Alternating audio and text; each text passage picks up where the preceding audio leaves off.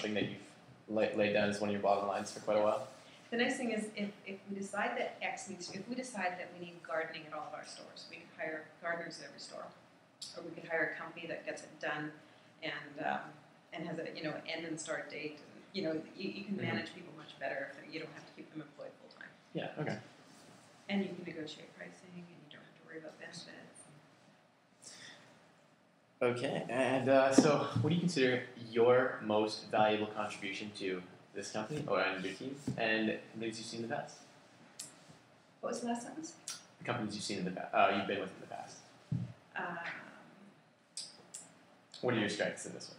You know what? I'm real. There isn't a person in the company that wouldn't say, "Oh yeah, I've met her. She's a real person." And and I think that in the past business and in this one, it helps people align themselves to the vision. If it's something they read on a piece of paper that says, here's what we're trying to accomplish, and they don't actually have. I personalize the business, I guess, is something that I think is really important.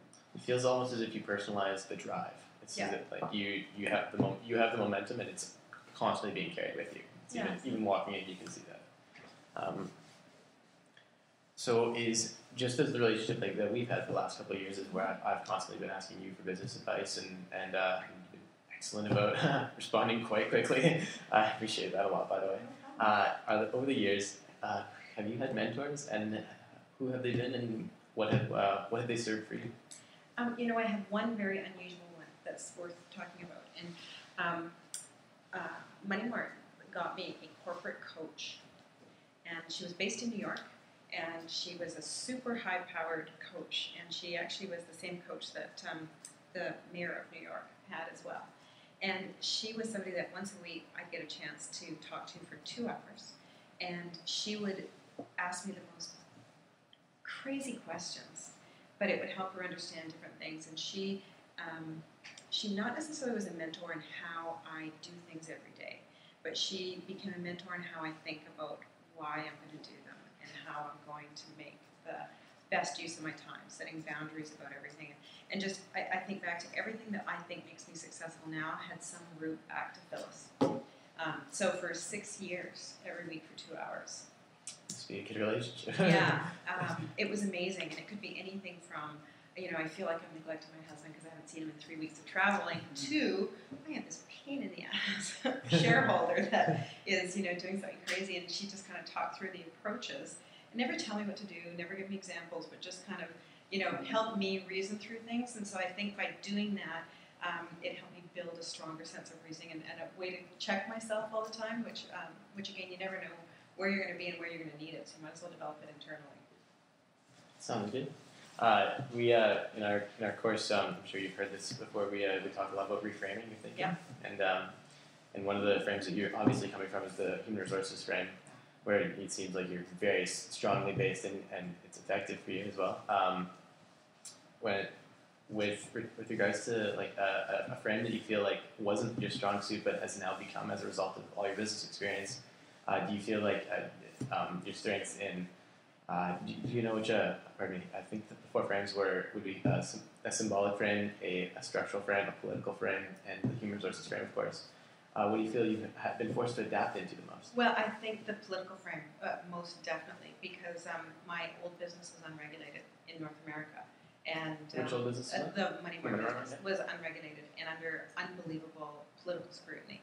So we worked with municipal, provincial, federal, and international governments to set law surrounding the products that we offered. So we wrote policy, we worked with consumer groups.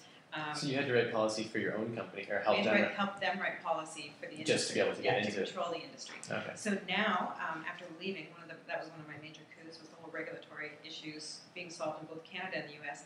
The product is legal and regulated in both Canada and the U.S., which means you can't have unscrupulous players anymore. There are criminal code, injunctions coming against companies that are breaking those rules. And prior to that, and I mean it was a 10-year project. Prior to that, anybody could do what we did, and so be a loan shark and break legs.